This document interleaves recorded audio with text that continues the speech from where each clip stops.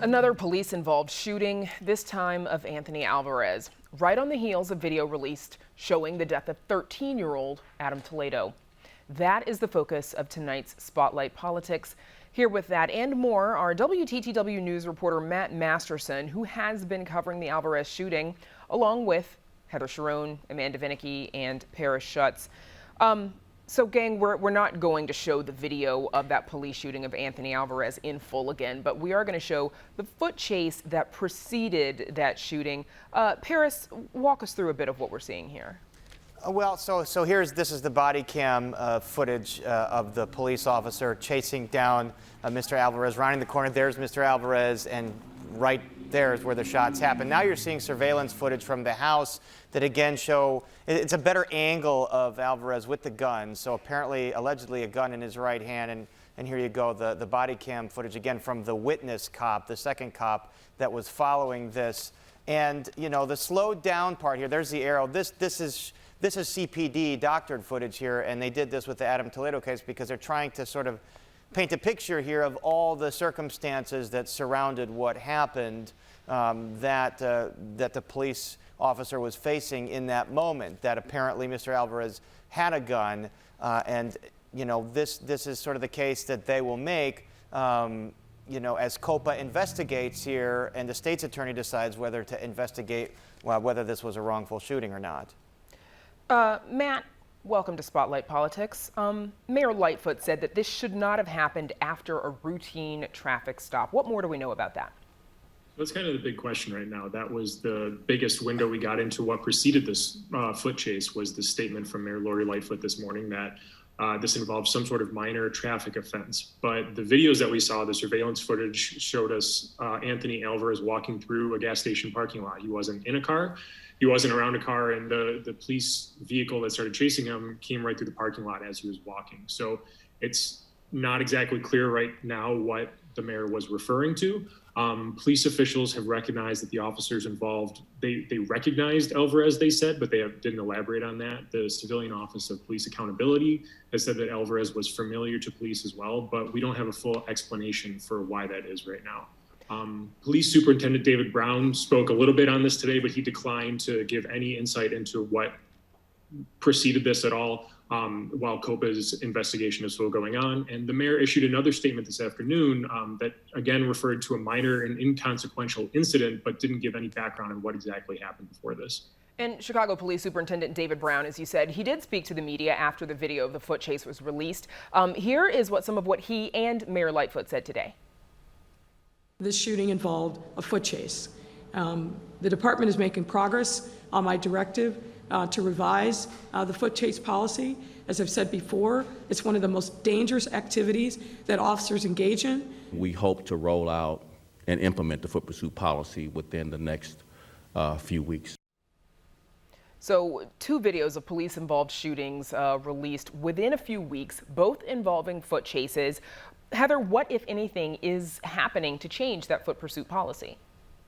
Well, we only know what we heard today. Those discussions are going on behind the scenes, and we are obviously not privy to them.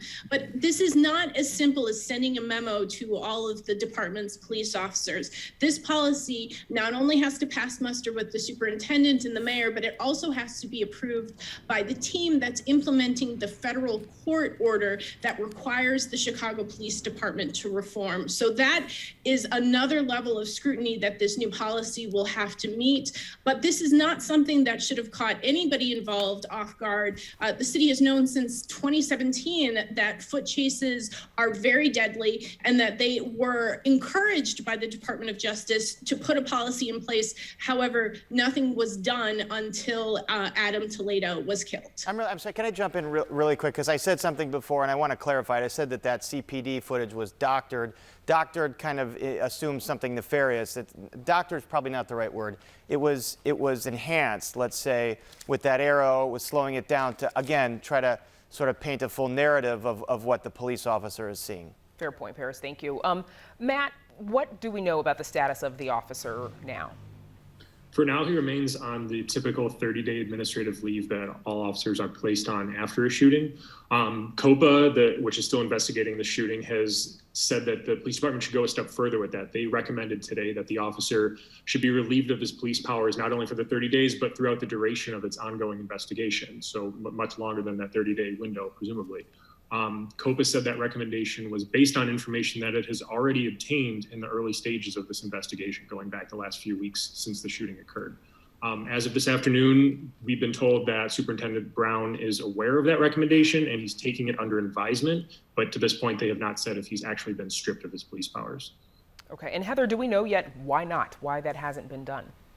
Well, we don't. And David Brown is under no obligation to accept COPA's recommendation. And he really has the sole power to decide whether this police officer should keep his police powers and his badge and whether he should return to duty as soon as 48 hours from now. Tomorrow is also the day that the officer who shot and killed Adam Toledo is scheduled to end his routine 30-day administrative leave. So I will certainly be asking whether that officer will return to duty as he is scheduled to do. Okay.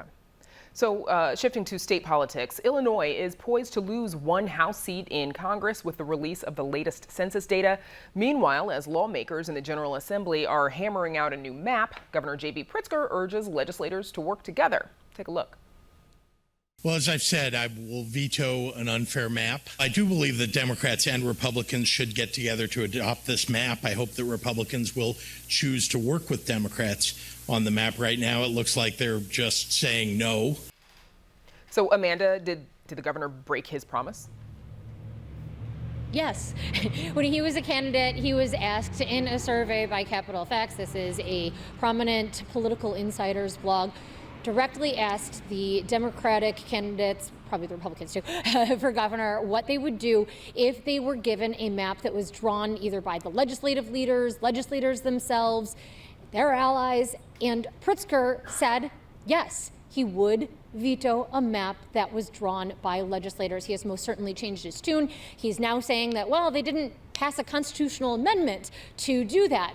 But very well, the power lies within the legislature to decide how they want to do this. They could have a bipartisan panel. So yes, he is most definitely backtracking on his word. And I think what he's doing is sort of making the calculus that any backlash he's going to get in the media or from Republicans is well worth it, either because of allowing Democrats to draw a map that is within their favor, helps out his party, and also because it is so important to legislators what that map looks like. He does not want to raise any ire within the General Assembly, that he wants to work along with him to get his agenda passed before he runs for re-election statewide.